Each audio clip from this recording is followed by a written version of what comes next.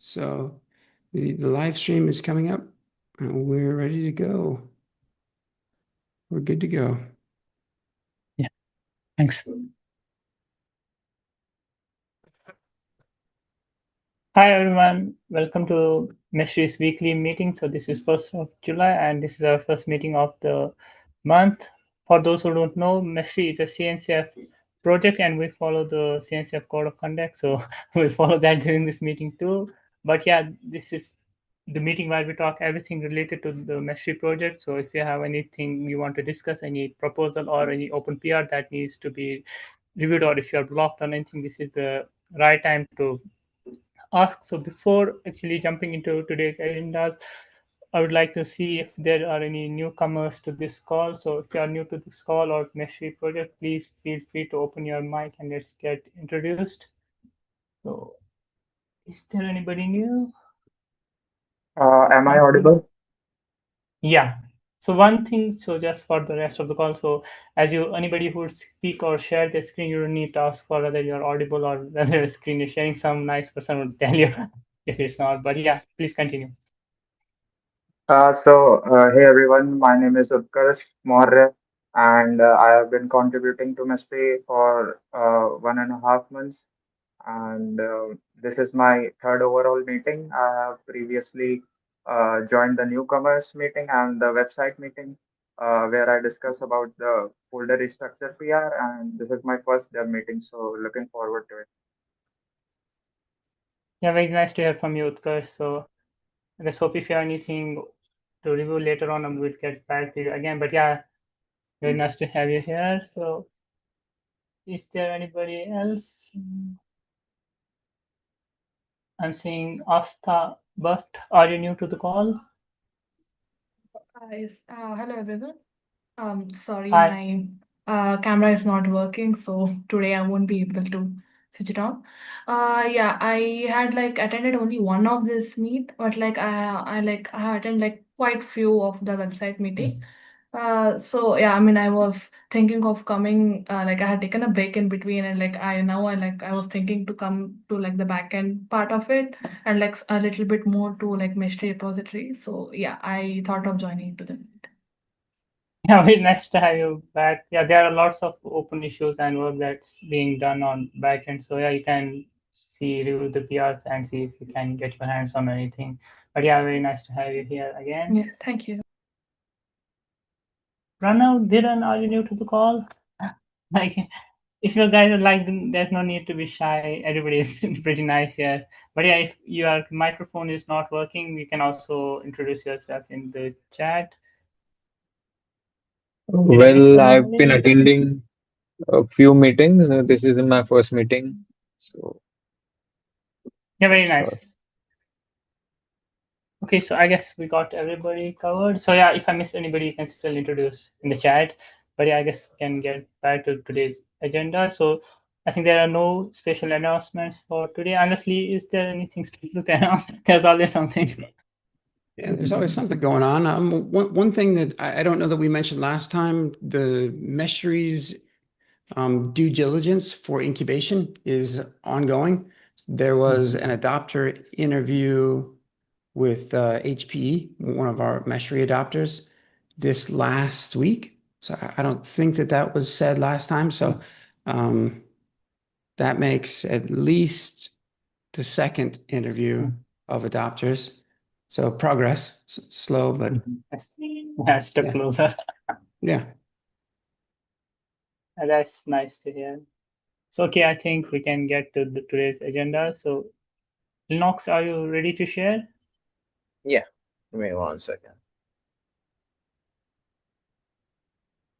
Here we go.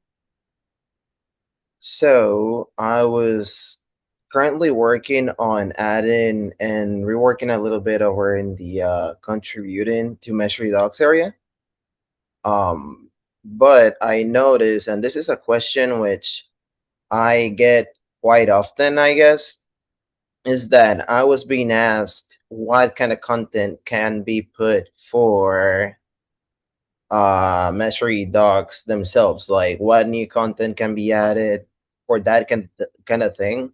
And as far as I know, or as I have seen, there's like a tutorial for how to utilize the framework that we're using to create the website.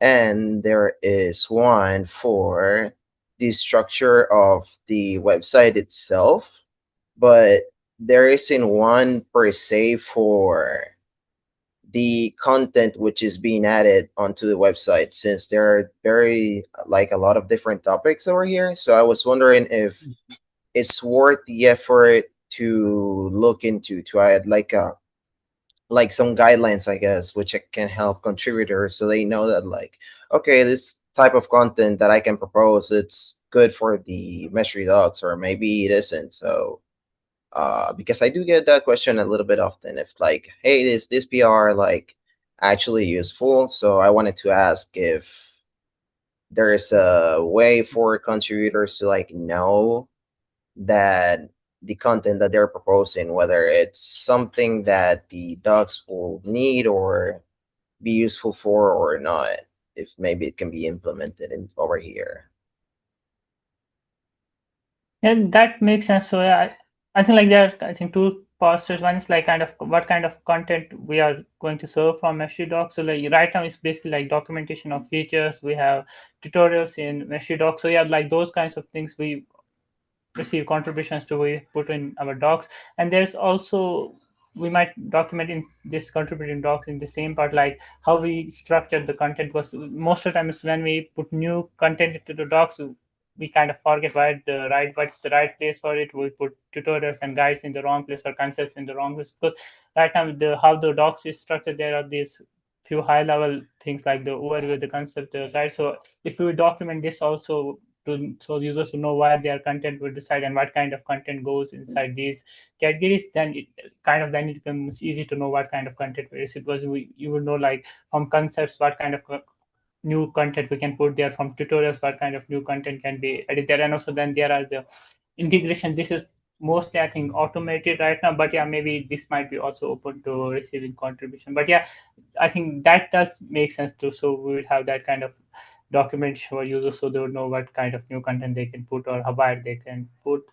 But yeah, unless somebody else has any other opinion. Okay.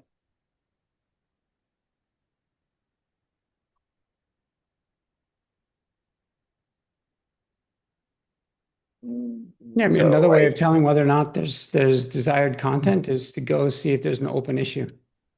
If the open issue has the label valid issue, then Yeah. it's desired. Yeah, so that's also kind of like my question, because people were opening issues for new content itself, but it's like a contributor, not necessarily like a maintainer. And maintainers I like understand, because you understand the product better than anyone else. So it's like, okay, then you need to add this content. But whenever a newcomer wants to add like an issue to add like new content, then that's where the question more so was like coming from.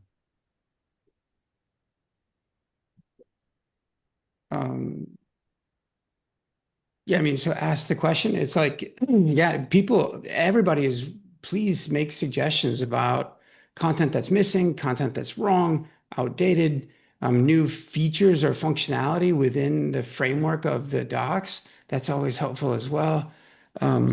Most of the time, there's a yes answer to suggestions that are made. Some of the time, actually, people have suggested to go to Docusaurus or some other framework in the past, and the answer is like, yeah, yes, that would be good. And then they don't follow through. They're incapable of it. And so we've moved to Hugo recently, and we've consolidated on Hugo across like 10 or more like 15 different properties. So we're pretty solid on Hugo. Do we have much functionality in Meshery that's not documented? Yes, that's a problem. Help is needed there. For those of you within reach of a large language model, within reach of ChatGPT, as long as ChatGPT can read a file, just a couple of files within the code, it can probably be helpful in articulating making sure that some aspect of the documentation is up to date.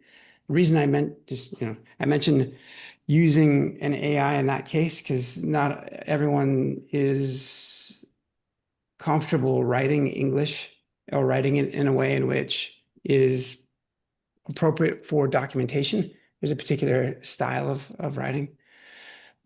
I think we have a recommended style guide within our contributing guide. So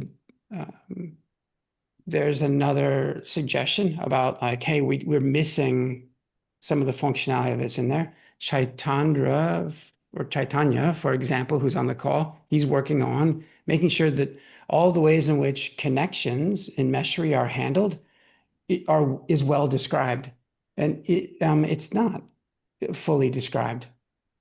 And so thankfully he's digging into that. I always recommend partnering up or collaborating with others on particular topics. It's very helpful to test out the behavior, whether you're asking an AI to help you describe from code what's going on, or whether you're just empirically testing out, trying out the functionality and writing down what you're experiencing. Either of those two ways is helpful. Yeah, there's no easy answer to the crux of your question, Lennox. Yeah. For all cases, when someone comes by and makes a suggestion, thank you. Please do that. Whether or not it's should go forth, there's a few different factors involved. Who are the person? Do they understand what they're asking? Are they going to stick around to maintain it? Does it make sense for like? There's a bunch of different questions. Is it a priority? Is there a maintainer or some other long-term contributor who's going to provide support for it ongoing? So there is an issue label called issue/valid. That isn't used a ton, but if you do see it, then you'd want to consider that someone has triaged the issue and approved it. So Okay. Yeah, thanks, Lee. Thanks, Lennox. And more.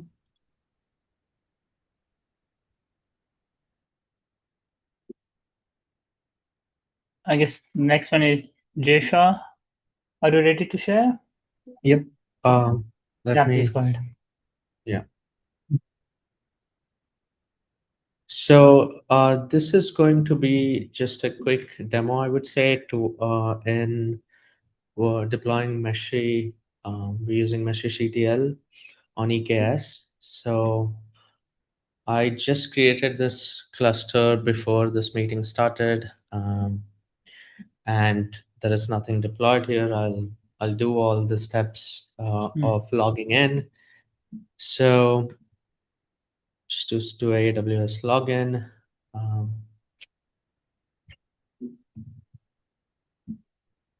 And this updated my kube config to this cluster in AWS. I'll just issue just to make sure there is nothing here. It's also namespaces so no Meshery namespaces, no Meshery pods within this cluster. And this is a fairly fresh cluster. I'll also go ahead and remove Meshery directory so that I start fresh. And everything that has to happen when Meshery CTL start command runs, it bootstraps everything from the scratch. Another thing, this is not the latest code. This is probably 1 week old code. I would just also show what I've done to go.mod. I have replaced this with my patched version. Well, not my patched version, but I used whatever version was used in here. Let me just show you that. I just happen to have it within this. This is a work tree which I have just applied my changes. So this is all the changes in the PR and the document there. And now I'm gonna just build Meshery CTL including my changes, and then I'm just going to start this.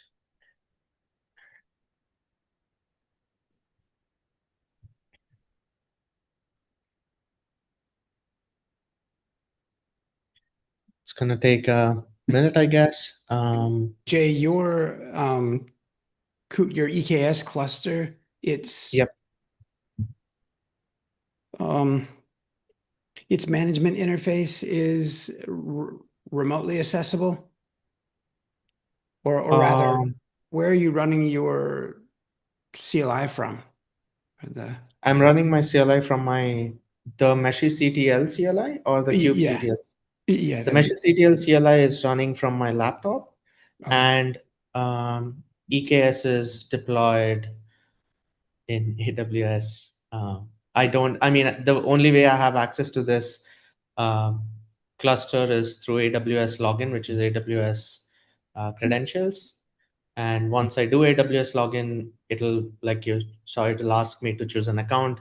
If it was not a root account, it would ask me to choose that account, and it will create a credentials.json file in home directory AWS.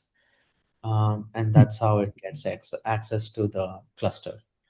There are other ways to get access, meaning that, for example, let's just say this is a more enterprise scenario where AWS login is possible, but user accounts are created using a management management interface going to IAM.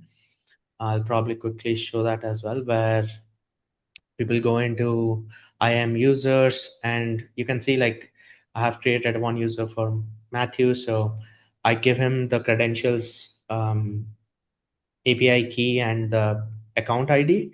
And what he can do is he can just save that into the credentials.json file, and he can access using that as well. So yeah, that's another way to access the cluster. But as we saw just now, this was redirected to this, but again, we don't have access to this. As you can also see, it says that it deployed successfully. We will just get, oh yeah, we'll just do namespaces, why not? We'll see a Meshery namespace here, which was just deployed. We can get all pods, then we can just look at, as we can see, we are having 4 pods, and we can just do Meshery, and it will just show us this. We can also, just for the nick of time, I'll just do get deploy. So we know what deployments are within Meshery. So we have 3 deployments. This is as expected. So next, going on to why this is not working. So this is, I think, one of the things how I think Meshery CTL is, or the server-side deployment is codified. The way to do this is running Meshery CTL system dashboard port forward. And this port forward has to be the port that you just saw here. So if you just remove this, if I do this, you will see it's doing the port forwarding. Now it just redirected me back to the same port, and we will see the yeah, I can so if there is a little bit of a catch here. I'm just moving a little quickly for the sake of time, but if we remember what I did deploy using provider layer 5. There is a very well documented provider documentation which says if you don't provide this, you will be redirected to a provider flow where you'll have a screen where you'll able to choose the provider from a drop-down menu. So as you can see, like it's taking a little bit of time. It probably takes to, does its discovery of all the things that's within the cluster. Again, this would be considered in cluster, meaning that the cluster that is the cluster of interest is also running Meshery within it. So it's doing in cluster discovery, and it's like this. So all this will take a little bit of time to populate. It's currently not populated. Yeah, so as you can see, it's slowly taking time, and it's populating all of this. But yeah, so this is, I think, one part of the equation, which is this. The other side of this equation. So, okay, so before I jump into that, I think I need to probably go into this and open my PRs just to show what changes were made here, just so that everyone is on the same page. So Meshkit, which is one of the libraries that Meshery uses, has provides abstraction to create a Kubernetes client. And one of the ways it does that is abstracting out how Kubernetes client is created and what portions of the client logics are exposed. And one of the logic that it uses, and it uses the same client to also apply the Helm chat, which is finally used to deploy this. So one of the things that it previously did was it did not account for other authentication mechanisms within the Kubernetes client, and one of them was exec-based config. And to probably go a little bit into what exec-based config are, we just saw it during the start of the video where I used AWS login. So that's basically a kind of authentication where I'm invoking a binary to kind of initiate a authentication mechanism on a given provider side. Again, I'm using provider loosely here. This is not a provider on AWS side. I'll come to on the Meshery side. I'll come to that. But AWS login uses, whatever AWS URL it has, a remote URL, and it goes to there, it checks whether you are logged in. And if it's not, it asks you to use a valid credential to log in, and it kind of saves that credential into your local disk so you can reuse that config. It has a time. The mechanics of this are much more complex than I'm saying it to be. If you're interested, please look into that. But going back to the point that I'm trying to say, previously it did not account for exec-based config, and what we did in this change are we accounted for that exec-based config. So the changes you will see here in this main function setup kube config, a large portion of this logic was removed from apply Helm chat and was moved into this, where a flag was used to identify whether exec-based config is used, and a huge if statement is used to kind of see whether that's been checked, and then kube config is returned. Appropriate contexts are set. Yeah, sorry, I'm just getting lost. Yeah, appropriate contexts are set, and then the final kube config is being returned. Nice. Actually, just small. So maybe I think we might have a separate method for this, like, because I think there's the if statement. So I think this can be moved to a method maybe called make exec-based config or something. So it becomes easier to understand. Yeah, no, that I totally, I think, agree with that. The only reason I kept it within this is I feel there is a better way to handle this. Meaning probably, yes, like you said, moving it to another function, or maybe refactoring this so that we don't have to use this check to begin with. Maybe we account it from the client side itself. But I thought like maybe that refactoring can come later. I can just have a working working piece of code, and then we can go back and refactor, like iterate over this. But I'll take that as a suggestion from you, and I'll see if I can move this to its own function. So this is one side of it.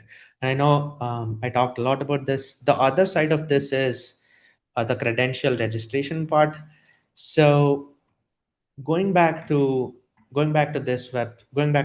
So the way Meshery kind of keeps this connection alive is it creates a credential record for this connection and for the kube config in its database. So Meshery uses a SQLite database file, and it has a bunch of schemas in it. And one of them is a credential record set. I don't exactly remember the database or the column name or the table name, but it creates that credential record when the user first signs in. So the login flow that we saw initially where it was a login window and I selected sign in using GitHub. So that's where the credentials save path executes. This is one of the things that I also wanted to clarify my understanding of. and I have shared a document which is also linked in the meeting docs, just to make sure that before I start fixing this, or making sure that I properly save the credential records in the Meshery's servers database file, I understand this properly. And one of the things that I wanted to understand is, since layer 5 is a remote provider, does the user credentials needs to be saved in the Meshery's SQLite database? Actually, Or yeah, yeah, sorry to cut you off. Yeah, like when no, you are selecting a remote provider, it goes gets stored inside the remote provider, not inside the SQL. Same for like the connection okay, record. So like both the connection and credential, they are stored inside the remote provider, not Meshery. I But see. yeah, if you are using local provider, then you store inside Meshery. Okay. Is there a way to authoritatively verify that my credential records are being saved within the remote provider's logic or remote provider's database? I know this is a bit of stretch because we may not know Yeah, how remote provider implements their remote provider, but I mean, I can look at the code and I can see, okay, it does it within the provider logic, but is yeah. that the only way that we can say, okay, it does it and move on? Yeah, actually, like there are kind of two things. Like one thing, you can basically go to the remote provider and see like if the credential records are getting populated from there. But also like from the like if you are coding it from that point of view, you can see if you are using the provider interface, then you are basically saving to the whatever provider is selected, whether it's remote or local. So the provider interface is a generic one and gets populated based on whatever provider user has. Like so, it's not a random method from Meshery, but provider specific method. So whenever inside the code something is coming from the provider interface, then it's basically provider agnostic and would get stored inside what the provider is. I see. Is that I And think Lee had another way. I think Lee saying there are four. I'm only listening to. So you can see there. I think you can you can also see from the mesh CTL and also from the provider. I see. And just correct me if I'm wrong, if my understanding is right. Meaning that if you're using a remote provider, we completely rely on remote providers Yeah, implementation on how they are saving credentials, saving user records, and all of that, yeah, which totally makes sense. If you're using local yeah, provider, we make sure that Meshy saves the credentials and yeah, connection records in Meshy's database. yeah. Okay, Yeah, makes exactly. sense. Like for when a remote provider is used for everything related to persistence and identity, so everything is offloaded to the provider. So Okay. those things are provider specific, like identity and persistence. Okay. Okay. Makes sense. Yeah. Makes sense. Thank you. Yeah. That's probably, if any questions, feedback, please let me know. And Actually, thank yeah, I you. think there's Yeah. Yeah. there's just one question regarding this because like this is related to applying the Helm charts or connecting to the kube configs. Does this also help like if you try to basically create this import this Kubernetes cluster, but like from an out of cluster deployment? So if you have Meshery deployed and you want to connect to your EKS cluster from the Meshery UI, so you go and import a kube config, does that flow also get help from this? Because I think that would again go through the same exec based config. That's a very good question. I haven't tested it out. I can test this out. Hmm. I can deploy Meshy locally and I can just do a Yeah. quickly, I can try doing out of cluster deployment. And I think this would also verify, um, Hmm. this would also like help verify what documentation is and versus what our expectation is. Hmm. So yeah, I can verify this. I'll take it as an action item from this. Yeah. Yeah, nice. Also, just one thing. So this is like generic to like. There's nothing hard coded regarding AWS or anything. Because like I think lots of providers use this based. I think last time we saw this with OCI also. But yeah, I guess like if it helps all the providers, that's pretty nice. Yeah, I think that's what I was talking about previous, right? I think the exec best config option should move to kube Mm. client, and not, it shouldn't be a separate logic outside Yeah. the kube client creation itself. Yeah. Kube client itself should provide a way to let users who Generate is it. creating the Yeah. kube client should be able to give them, okay, create exec based thing, and they should Yeah. get that struct or the object that is being Yeah. created. But yeah, I mean, I'll Yeah. refactor this once. Yeah, I get it. Yeah, thank you. Yeah. I guess that's a pretty nice demo. Nice work.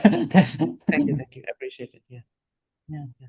I guess Yeah, that's great. Hey, Sangram, I don't know, you might be on your mobile phone and might not be able to see the screen share. But I wonder if you have any remarks here. The question I was to help Sangram with that, the question I was trying to ask Jay but didn't phrase it very well is to better understand the network connectivity between your laptop, Jay, where you're running Meshery CTL and EKS. And this question comes from a place of ignorance. Like my assumption is that the EKS, the Cube API for EKS is not publicly exposed by default, but the mechanics of that Cube exec, maybe that. I see. Yeah, what you mean. Yeah, it's not so that's yeah, so it's okay. It's a couple of things, right? So generally speaking, you can expose Cube API servers from EKS, but that's typically not recommended because security concerns, and it exposes your entire Kubernetes, thing. So what they do instead is they put Cube API server behind AWS exec. So only people who have done a proper authentication to AWS, like login service or the authentication mechanism, they can access a Kube API server. And this is just one simple example. There are also ways you can use RBAC and IAM policies that allows only specific groups of people to the Kube API server endpoint, even though they are authenticated to the endpoint of AWS, they might not still have access to the endpoint per se. So this goes into more AWS specific things like how you are managing IAM and roles.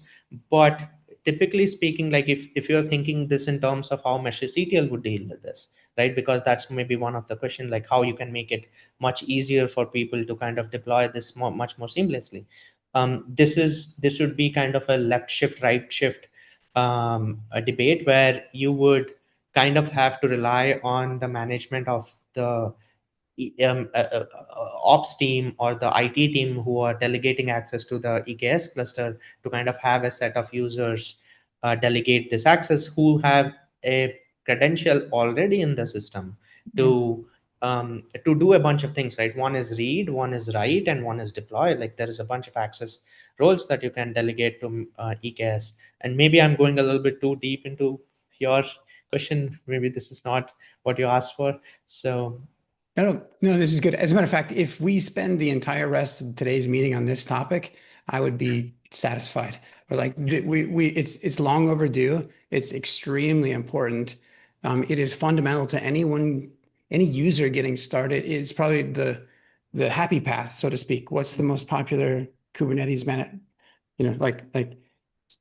so another question again from a place of ignorance, like so of the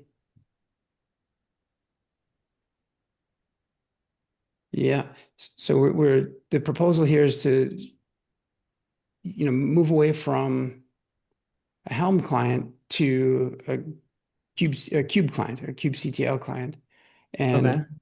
I think, or I'm trying to regurgitate or recapture what it is that part of the code that was changed was you switched away from, right? You moved away from the Helm client of just deploying Meshery's Helm chart. It still uses Helm, but it checks whether it was exec-based config or it was not exec-based config, and it generates the final like the Kubernetes config depends on whether those if conditions. So that's it. Yeah. The so I'm speaking on some things that I haven't spent time with, but as we go to interact with the managed Kubernetes service on Oracle cloud infrastructure, well, it has each and every time that maybe there are multiple ways to, maybe it supports multiple methods, but at least of the method that was the sort of recommended or standard path for interacting from using kubectl to interact with those clusters is you need to have a small Oracle binary or Oracle Python script or something on your machine in order to, and that gets invoked each and every single time that you make a kubectl command. against one of the clusters, that their auth mechanism, their auth plugin, so to speak, is invoked. And I'm assuming that these are similar of what you were. I'm curious, and this is not a fair question to you, but from what I was seeing, the ongoing. Yeah, if you're not testing this out of clusters, then maybe it's the question I'm asking is probably more oriented towards that. What I'm trying to get at is like that third party that requirement for a third party dependency to have the AWS CLI installed, or to like have it always in the path such that it can be invoked with each and every operation that Meshery wants to, Yep. call that kube config that is augmented by the AWS login command, or the AWS whatever command it was. That kube config then becomes portable to be used with any I see.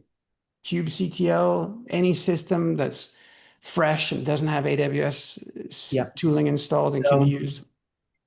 Yeah, I think I understand what you're saying. So this I don't have the pull request or the issue open. So one of the things that I suggested before I got into this entire AWS scenario was to move away from AWS binary and to use AWS SDK, which will do the same thing that AWS binary is doing, but it will be within Meshery's code base, meaning that you don't have to exclusively rely on AWS binary, Oracle binary, AKS binary, G-Cloud binary, all of these. Because, I mean, imagine if you have, I mean, I don't know if people have this, but if like there are clients who may have tenants based on all of these providers, right? This is a completely normal thing these days. And if you're a user of Meshery, you wouldn't want to have 5 or 50 binaries in your system just to be able to access or authenticate to an endpoint, which is totally which I agree with 100%. I mean, these days you never know what kind of supply chain, but not getting into that side of things. But I think one of the ways that you can do, and I have tested this and it works, it's not there anywhere but in my local, if you switch from using AWS binary to AWS SDK, you can basically have the same set of flows that AWS SDK does, create a AWS config from AWS SDK, and authenticate using the endpoint and not rely on AWS binary. So is that what you were like going about, like make the entire thing binary independent, like third party binary independent? I wasn't aiming towards that. That is, I will articulate myself maybe in written word. Like, yeah, like that's generally desirable. It's not actually a high priority. In that it's not, it's a matter of convenience to the user that we would have a Meshery CTL command that just, it's a matter of convenience actually that Meshery would just start on their local machine, read their kube config, interpret what SDK it needs to invoke, generate the blah, blah, blah. Generally but that's not it's not that much of a convenience. People aren't necessarily expecting it or looking for it. B, that's not necessarily how most are going to deploy. If they want to manage EKS with Meshery, sometimes they'll deploy Meshery on their local system, but often it'll be in clusters somewhere, and those credentials are readily available. Like, actually, the in-cluster deployment. Sorry. Go ahead. I want to add here that even with IAM and other, service account or similar methods, for a private connection, that would still not work unless you are in the network. So we have to look at solving it from the usability of the AWS or OCI or Azure command, sure. But that would again work only if the cluster is public. If the cluster is private, even if you are authenticated from Meshery server, you cannot just talk to them because the API is a private endpoint, unless you are in the VPN or you have some sort of a connectivity to it. So Meshery in that case has to be deployed in scope of the private network. I've tested this and it doesn't work. If it's a private cluster, even if I do AWS login or something similar, I won't have a line of sight, even though I'm authenticated, simply because the endpoint is not reachable from the Meshery pod container. So the networking part still has to be, a user's responsibility to ensure Meshery and the private cluster connect. Interesting. Yeah. Yeah, or what Sangram said is true. Like you have to have line of sight, and probably what Jay said is true as well, is that there's 18 different ways to get that line of sight, or like to lock it down, or to prevent it, or to. Jay, what can you real quick? What's the genesis of this work? I just can't remember. So previously you wouldn't be able to deploy, in cluster deployment was not working. Okay. So typically in cluster out of cluster was not working. It's documented. It says it doesn't work for EKS, but in cluster was not working. And this was the rabbit hole that I went in. And to fix Gotcha. this, in cluster is now working. Yeah. Excellent. Excellent. Yeah.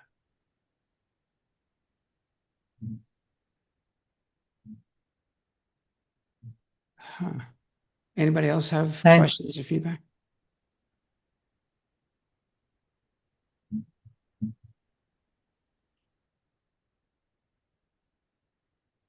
Yeah, and so there's no auto detection, or with that if condition, that the logical condition was flagged on what? Or what was the? It checks whether one of the config is using exec based. Yeah, it's I the see. exec provider is not nil and barrier token is nil. So Okay. both cannot be true because barrier token kind of gives you access to the thing, and cluster. if barrier token is there, exec provider is not required. So it's a yeah.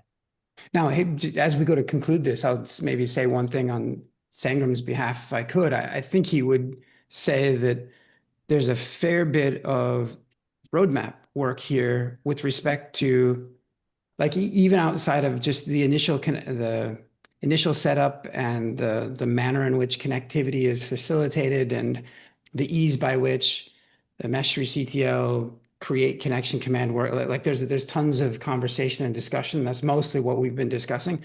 But he would probably, as long as I'm putting words in his mouth, he'd probably also say that there's a long roadmap for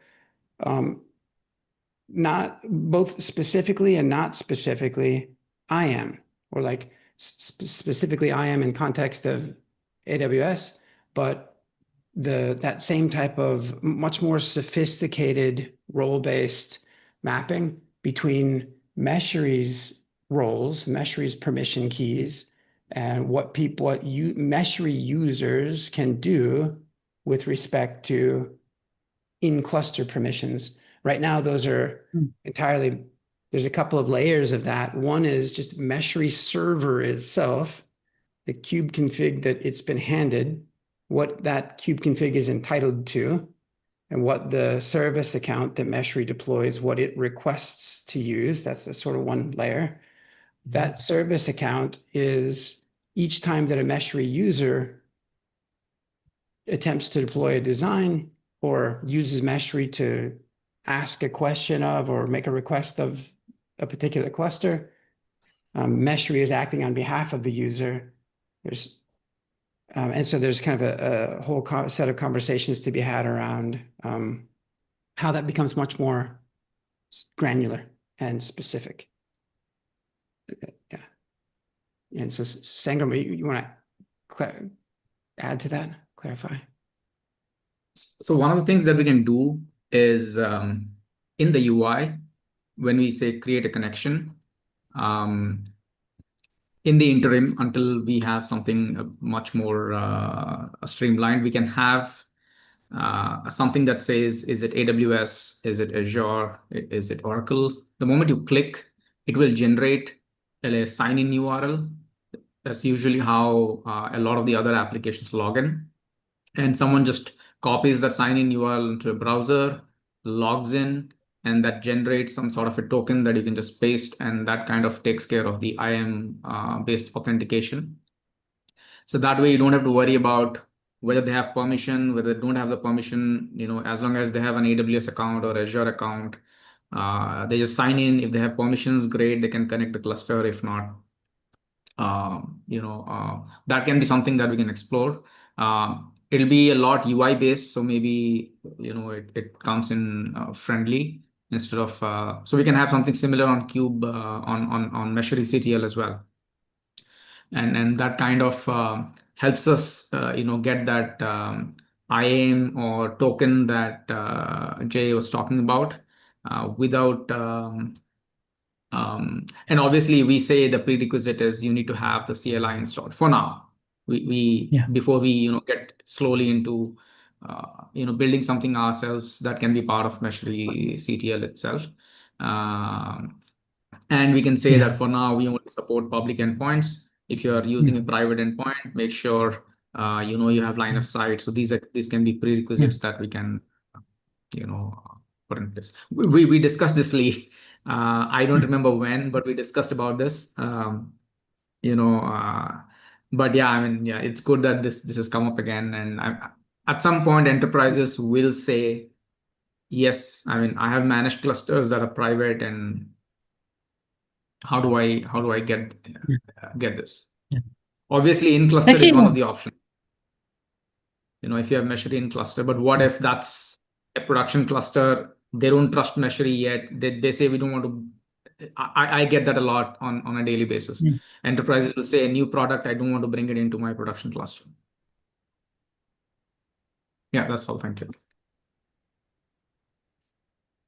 Actually, I just had one proposal, kind of like in case like if we wanted to move to like SDK based authentication or like for AWS or GCP or anything. So I think because like either way we would want to have first class support for connections to AWS or GCP, then we would basically be able to use those connections to do the exec based authentication, or basically to do the authentication. So once you are kind of trying to create a Kubernetes connection to one of those EKS clusters, so you would be able to use an existing AWS connection, because that connection would handle the authentication. So in that case, like there won't be some random authentication code, but it would be done from a connection that would be supported for that product. But yeah, that's just a proposal. We should have the expectation that we'll have to manage it a lot. What I've seen with CDKs and similar SDKs is that they change very fast. The APIs, Azure is the worst. Microsoft, it'll give you a tough time changing things. AWS and Oracle are much more stable. I agree, and they don't have things changing as quick as Microsoft. But yeah, I mean, the one other thing that we can look at is if we can leverage MCP for this, because MCP can figure out the tool on its own. It's a long shot, but again, it's easy to create MCP servers these days as well. So this is something someone can pick up, or if it stays lying around for the next 2-3 weeks, once I'm back, I'll look into it. But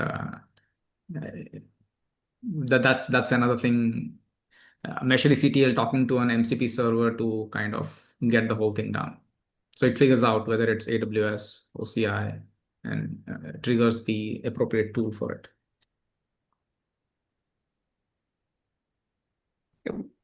Because AWS has MCP servers and Azure has MCP servers, and they update them frequently as well because it's a hot thing. So, maybe some sort of a way to connect Meshery CTL to them and kind of leverage them could be looked into. I'm not sure.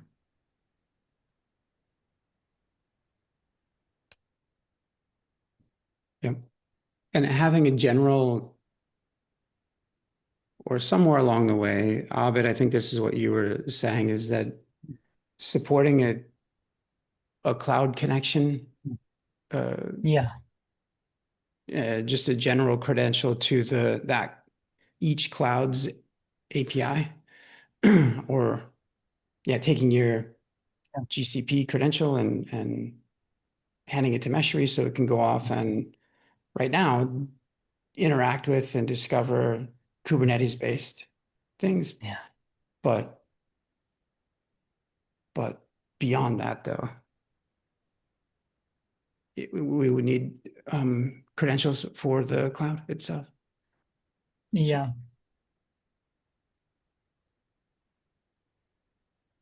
Yeah.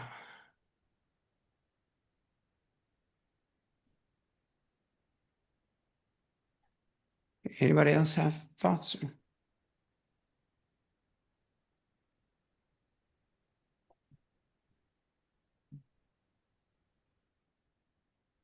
Great. What's the next?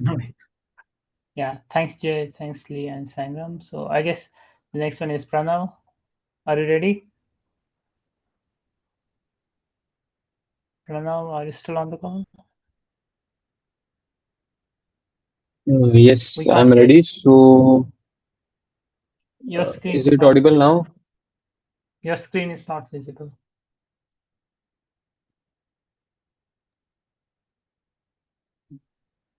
Is it visible now?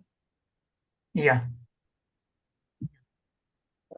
So, uh, so these were two issues. I've been working on these for probably a month. I had a call with Matthew as well, a 1v1 call, and then we had some discussion, and he asked me to demo the retry back of package by wiring it locally. So I'll just give Actually, a short demo. just before you start, like I was taking a look at the PR. Did you consider using some existing retry packs? Because I see we are using a backup package, but we are implementing the retry logic ourselves. So maybe there's already a package for that, so we don't Yes, have yes. to wire everything ourselves. Actually, yes, yes. So this is the package I have created in Meshkit. So this is the retry back of package I have created. Yeah, I'm saying like maybe there's already a package for that. Like we might not need to create it Uh, ourselves. there is, I am using that only, and then I have made a wrapper around it, and No, I that's mean I've like made we this have a package in wrapper Meshkit. around the back of package, so that only handles the back of logic, but the so basically just exponential backup. But I think just take a look and see if there's an existing package for trying. There should be like this is a solved problem. No, actually there isn't. I mean, just wait a minute. So I'll go to.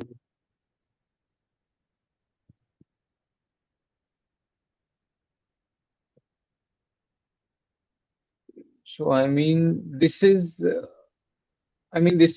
issue I initially raised where there were no retry back of exponential retry back of, and they were using only handmade. They were making loops, and the loops were being used. So then I raised two issues where I found that the loops were being used, and then that was the genesis of the issue. And then I created. I was asked by Lee to work on this package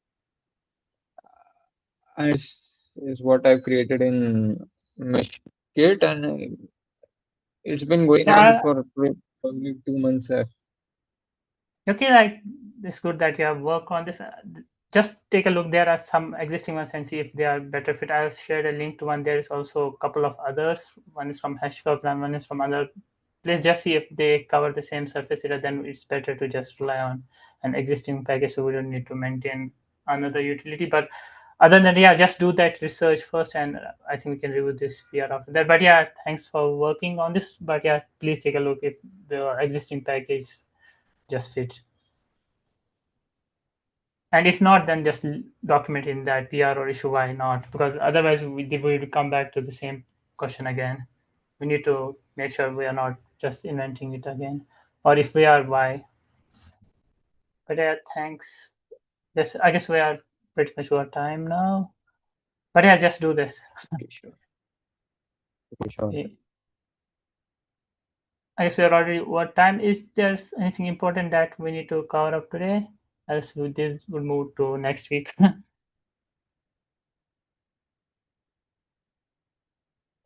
Yes. I think so. Hi. I didn't list it as an agenda. But the Gemini support, I think, is already over for us regarding the code reviews. So if we want to opt for the Reptile or any of those toolings, there's a form for they have an open source program. There's a form that needs to be filled by the admin. And then I think they have that app installation for GitHubs. With that, the reviews will be enabled. So I researched and looked into it. So that's all I needed to let you know. Yeah, thanks, Ryan, for informing about that. Yeah, I guess we need to pick up a tool and see which one good and because there's support for Gemini has gone. But yeah, actually, if you do one thing like in Slack, come back with the list of tools that you're seeing, so we know which one to choose and what they offer and other things like just to consider, so we can take a tool. Because yeah, please Cool. I circle will back in tag this. you Yeah, on Slack. yeah. Thanks, Ryan. Okay, I guess we are time now. So thanks everybody for joining today's meeting. I guess there was lots of work discussed here, and I guess there were some things done that would be helpful in the quick run. I guess with the EKS cluster support and other things, that's pretty great. Yeah, I guess we didn't cover everything, but yeah, don't lose heart. These will be covered in the next meeting, and also you don't need to wait for the next meeting. And also talk about these in Slack and get feedback if need. And also maintainers should come and review your PR before next week. Unless you're blocked, then you can also circle back in Slack. But yeah, thanks everybody for joining today. And there would be also a newcomers meet. I'm not sure. I think it's on Thursday, but Thursday or Friday. I'm not sure. You can check it from the left calendar. Okay, yeah, thanks. It's on Friday, but yeah, I can. For those people who are not subscribed, they can subscribe to the Meshery calendar, and they would get know whenever these meetings are. But yeah, thanks. Sorry, Robit. I have a question. Like, what is the difference, like in discussion between the Meshery development meeting and the website meeting? Like, what Now, we just to be quick, usually. yeah. The newcomers meeting is for people who are just new to the project, and in that meeting somebody would walk you through like the project, the different components that you have and places where you can contribute. And most of the times on the call you might get an issue assigned and we can work on that, and you can get help also. If you're like, if you don't know about how the project works and how to do particular things, you can ask that. That's the right place. And the websites meeting is, as the name says, is for websites. So Meshery has lots of websites. Like there's the main landing site for Meshery, Meshery.io. There are lots of other sites that we maintain. So that's the place. If you are working on any of those websites or any improvements there or any proposals there, that's the right site for you, right meeting for you. And then the Meshery development call, the right now that's happening, is for all other things related to Meshery and also related to the core components that Meshery has. But yeah, like newcomers call is for newcomers, and this the appropriate call if you want to get to know the project and need some help. Hope that answers. I guess we are already pretty late. So yeah, thanks everybody for joining, and yeah, see you next week. See you on the newcomers call. Okay.